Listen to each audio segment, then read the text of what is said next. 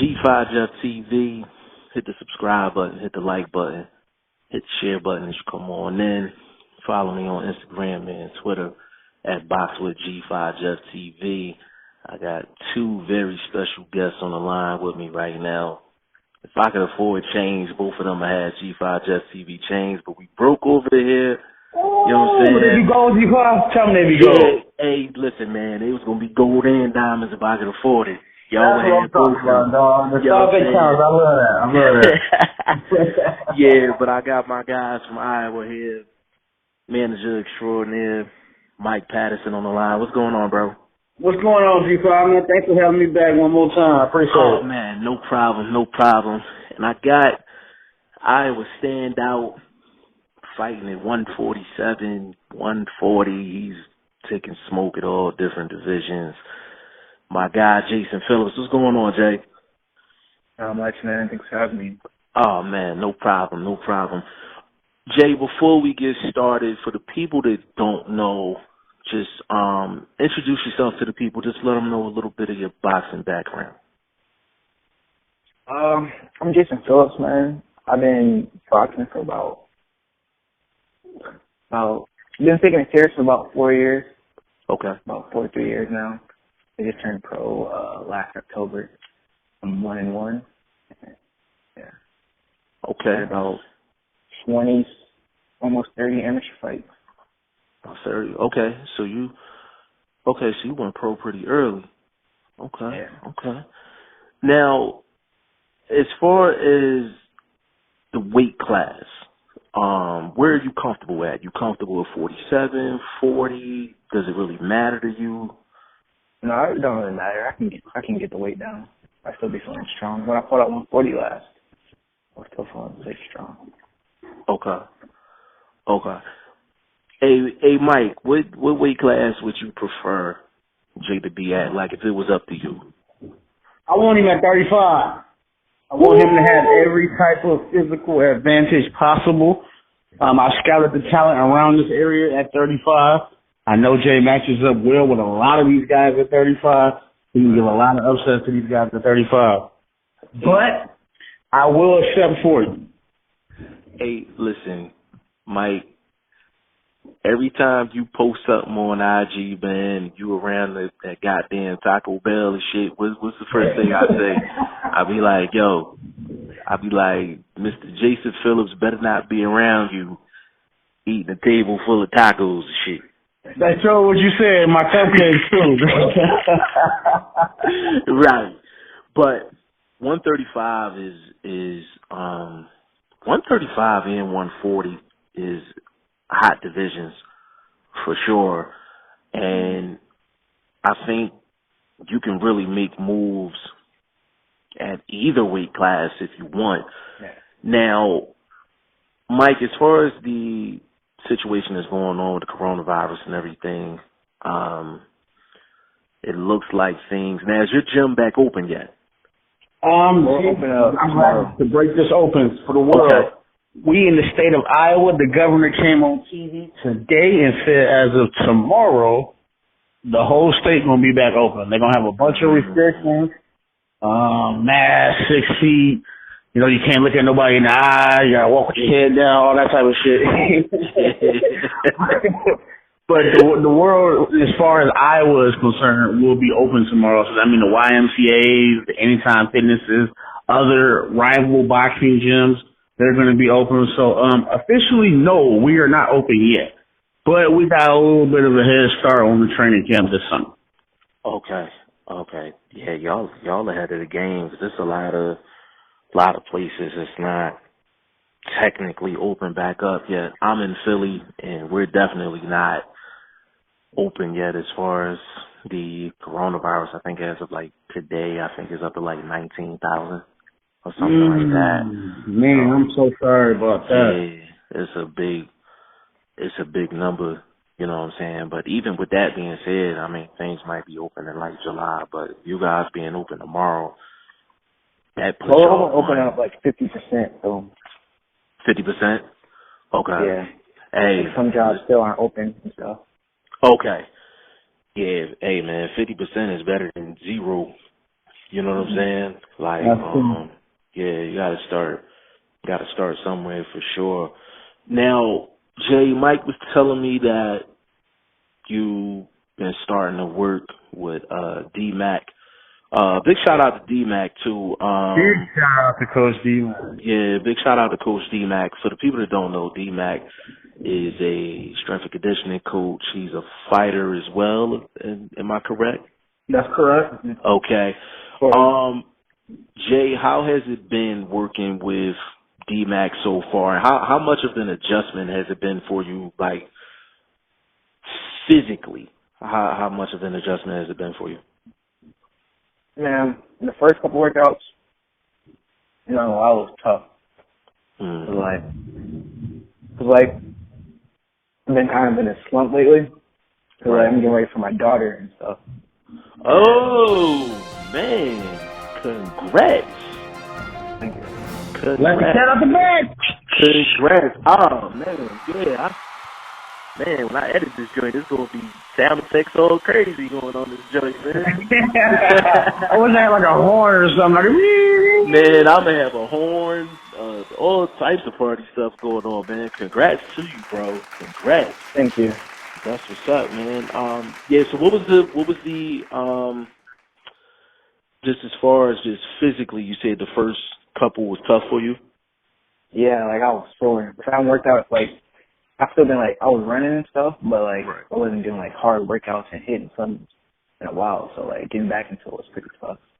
Most definitely. But I'm getting better in shape now. Okay. Now, I know a lot of strength and conditioning coaches have like different styles. Mike, what made you want D-Mac to work with Jay? I would say D-Mac impressed me on everything. Every time I talk to him, he always drops he reminds me a lot of Coach Fred. Coach Fred gave me a lot of game from the boxing business aspect. D-Mac knows his lit. He knows everything about physical anatomy. He knows the muscles. He knows the retractor muscles. He knows the retractor muscle. He knows the PSI. You know what I'm saying? Like, he's like a doctor when it comes to training. And I'm noticing that a lot of these fighters around here, especially in the Quad Cities here, they don't have that. They don't have a guy that can do that. You got to pay for that. You got to go to like a Floyd Mayweather gym or down there with the Charlos, or you know what I'm saying? You gotta drop like big bread and go to them. You don't have that in your backyard, man. So with him being so close to Jay and him already having a relationship with Jay and Coach Reck and the guys at the gym, there was no reason not to, to reach my hand out and say, man, I need you. Right. Now, Jay, as far as working with D-Mac and working with Coach Fred, Coach Reck, do you think you're going to see the results of the strength and conditioning pretty quickly? Do you think it's going to take a while for your body to just adjust to everything D-Mac wants you to do, and you're going to start to see the results as far as like sparring and your next fight, things like that? You think it's going to take a while for you to see the results? Yeah, I think it's going to take not a while, but it's going to take like a few weeks, to get back in the feeling, get back adjusted to it. Right. So, yeah. Now, do you think you're going to be working in the gym on it? Now, before the coronavirus happened, was you in the gym like on a daily basis or mostly on a daily basis? Yeah. That's good, because a lot of fighters are not in the gym on the daily. They are definitely. They like to go around the time they got fights or something. Exactly. Yeah, that's not me. I like to be in the gym. I like to be around the people in the gym. I like to be around the kids and all that. So right. I'm enjoying there.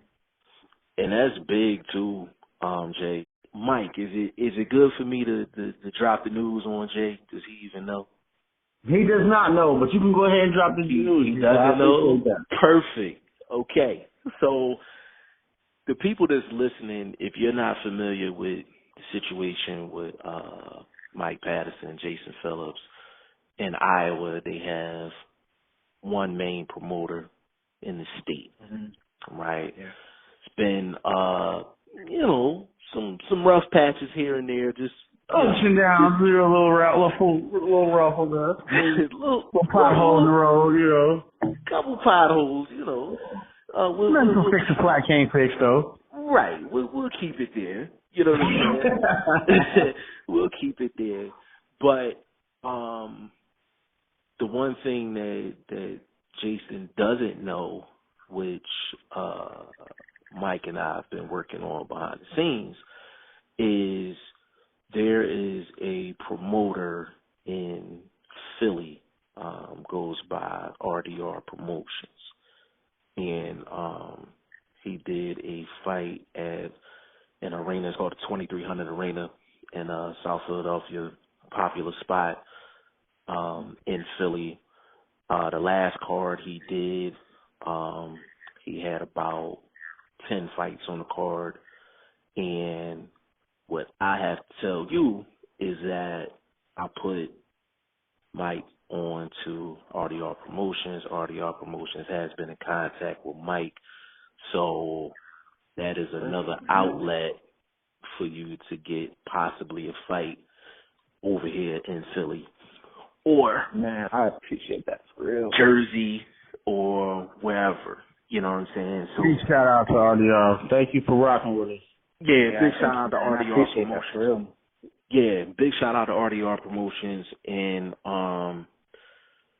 real humble guy too, man. Like it was, I literally just hit him. I was just like, yo, I got some family in Iowa. They having a hard time getting a fight.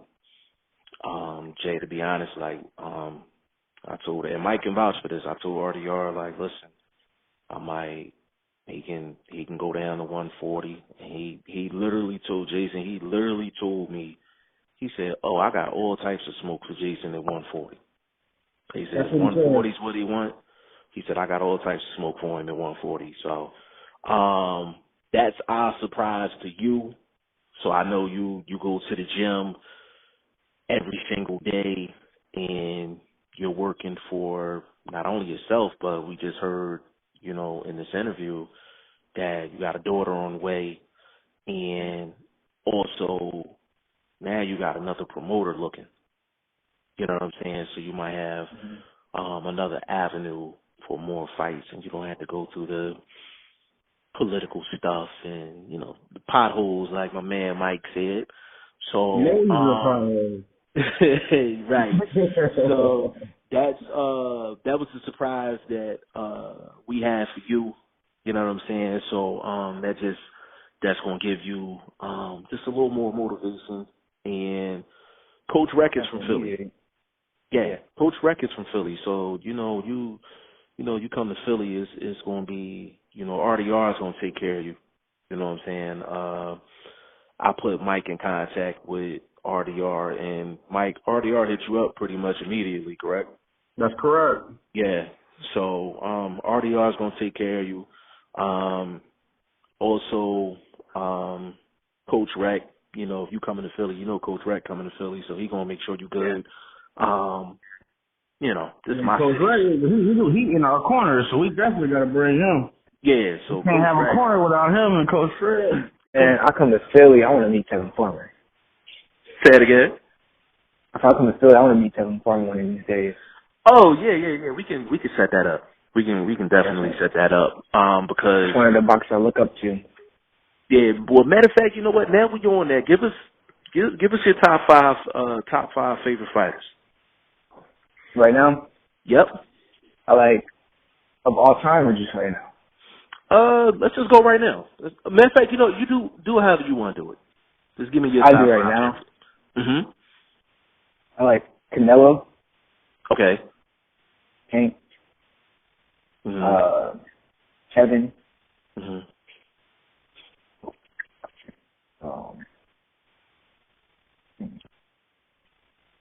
I like what's his name?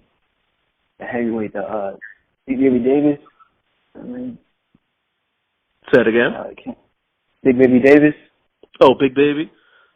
Yeah, I like him. Big Baby Miller. Oh, Big Baby Miller. Okay. Yeah, Miller. Yeah. And you better say this fifth one.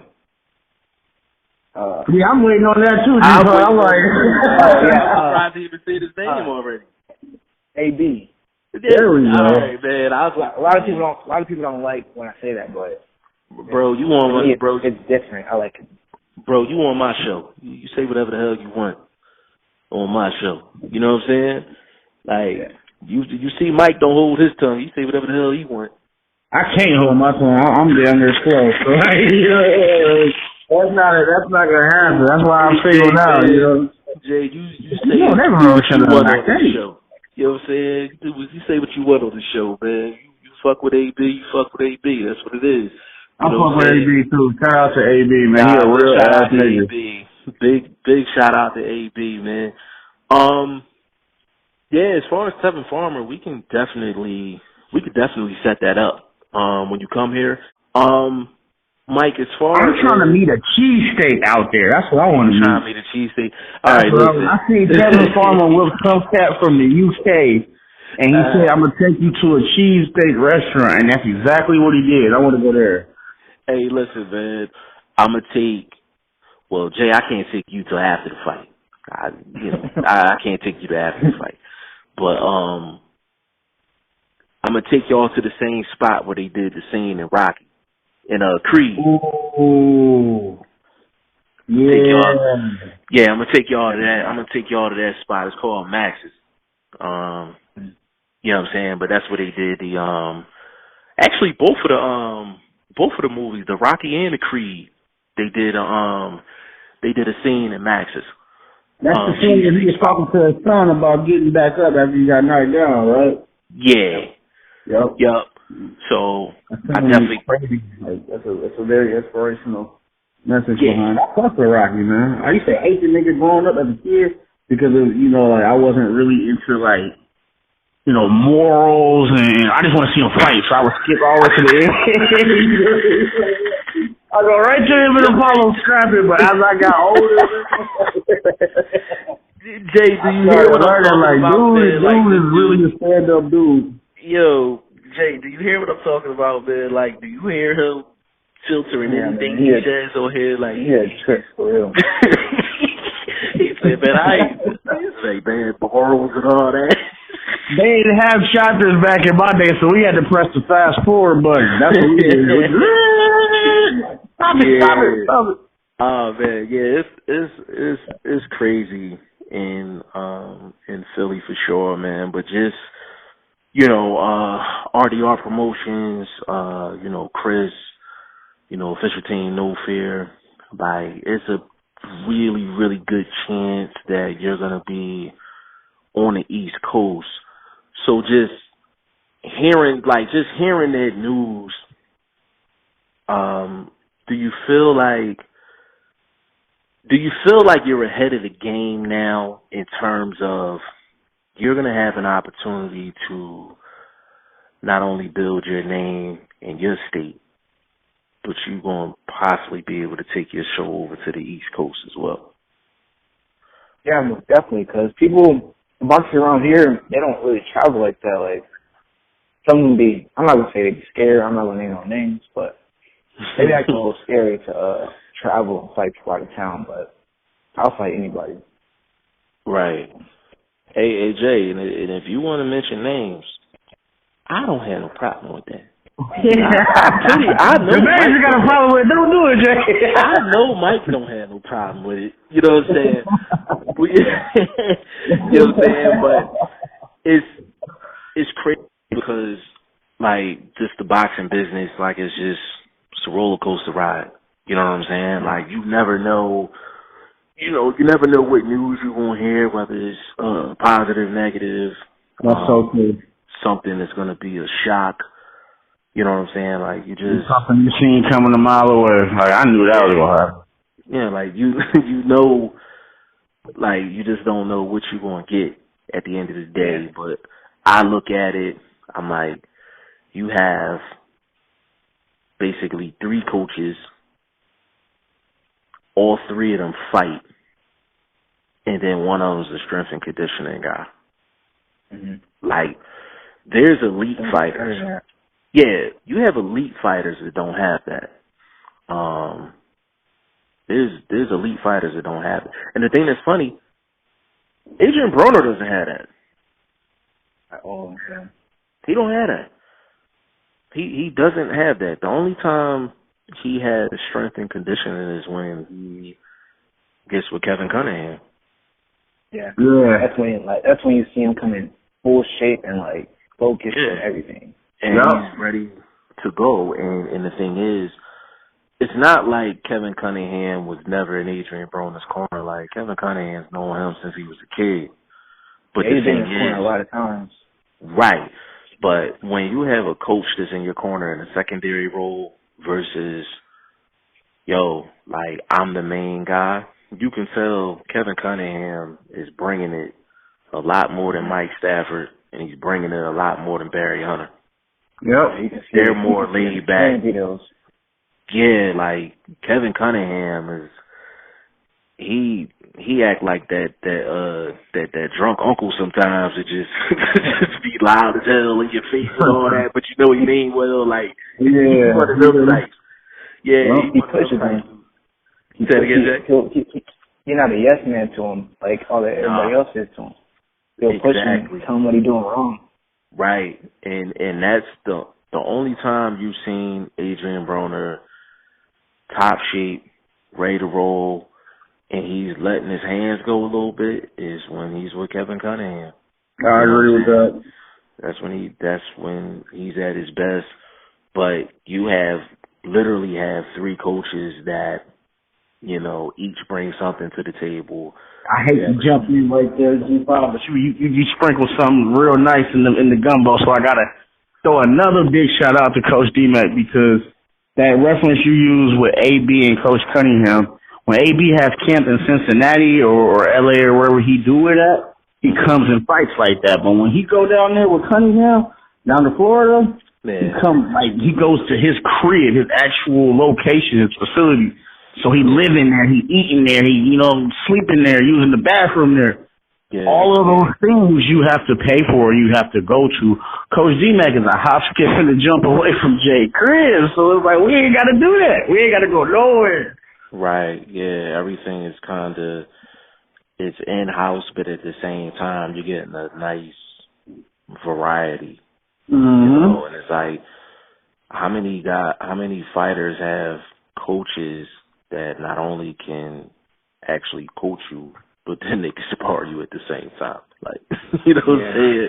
Like, you can literally, like, and I just seen the footage of you and Coach Fred, and it looked like y'all was going pretty hard. Was it pretty hard sparring? Yeah, we all spar hard. Yeah, because it was. I'm like Coach Fred swinging. He in there getting it like. He'll take my head off. They catch me rocking. That's true. That's Fred be swinging. Yo, Fred was, man, he was swinging like if he got a knockout, he was going to get paid or something. That's how Fred was swinging. I was like, my God. I'm like, take it easy, Fred. Like, it was crazy. You know what I'm saying? Fred got us so ready for our last W. Like, the guy that we fought fights a lot like him, but not as strong as Coach Fred, not as fast. But, the big bolo shots trying to clear you. And then he's mad at Jay in his heart, because Jay beat him twice in amateur. So he coming with malice. Right. But we were used to dealing with that type of pressure. Right. Now, speaking of that, Jay, your last fight was your first victory of your career.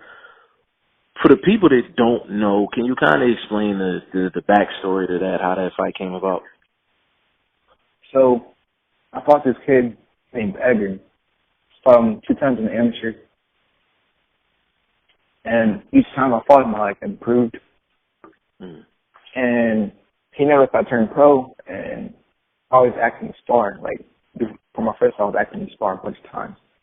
He would always make an excuse on why he couldn't or whatever. Until after I fought and he seen me lost, I guess he was thinking he found a way to beat me. And so he texted me, he was like, I'm about to turn pro, can you make me my first fight? And I was like, sure, go ahead. Gave him Jesse's number, he talked to Jesse, and I talked to Jesse and got it set up. And yeah, and we fought. It was just same outcome, even easier this time. Hold on, wait a minute, hold up. Hey, Mike, I gotta make sure I heard the story right. All right. Okay. So, Jay, you beat him twice in the amateurs, right? Yeah. Mm-hmm. And he called you to get called you. me out. He called you out for his first fight, and you beat him twice in the amateurs. See, what he made a mistake is he just seen that Jason took a L and thought like, oh, I'm gonna get one too. You know what I mean? I'm gonna go ahead and get this one back from the amateurs. What he wasn't really aware of is the opponent that Jason fought. You know, and then how he fought. He wasn't there that night, and I'm pretty sure his coaches know who Roberto Negrete is, but he's not aware of that. So he kind of just was feeling himself a little too much and took a L, you know? I understand all that, but he lost to you twice, and he called you for his professional debut. That's good. Wow. Sounds crazy. I understand he might have looked and seen Jake took a loss in his first fight, but Negrete wasn't around when Jason beat him twice in the amateurs. He wasn't. Nah, you know what I'm saying? He wasn't around. He was doing his own amateur thing. I never heard that before in my life. I've heard of professionals going back to fight guys that they lost to in the amateurs later on in their career, but to make that phone call for your debut is... Yeah, at least give you time to prove and work on some things. Right, like, did you feel, like, when you got the call, did you think he was joking? No, I was chilling, with my mom at the time. I was like, so my mom, we just started laughing. I was like, I guess I'll fight him. I need to fight anyway. And I was like, and then when I started training camp, I was like, you know, he might be coming with something a little different. He might have improved, but no, he stayed the exact same. Like at the weigh-in, I kind of like, as the camp went on, I like got more and more confident. And then when I seen him at the weigh-in, I was like, yeah, he's not ready because he looked like he didn't. It looked like he didn't train or nothing. His body didn't look in shape or anything. So. Wow. Hey, Mike, you know it's gonna turn out bad when Mom Duke start laughing. Oh yeah, I love it. I love it. Shout out to her. I got to finally meet her at the weigh-in. That was amazing. She was at the fight. I told her we bringing it home. And that's exactly what we did. We brought it on home. Listen, if Mama J start laughing, when she hear the opponent, you already know the W coming. Yes, sir. Yes, sir. Mama said knock you out. Gotta go sleep. Guys gotta go. Yeah, that is crazy. That is absolutely crazy.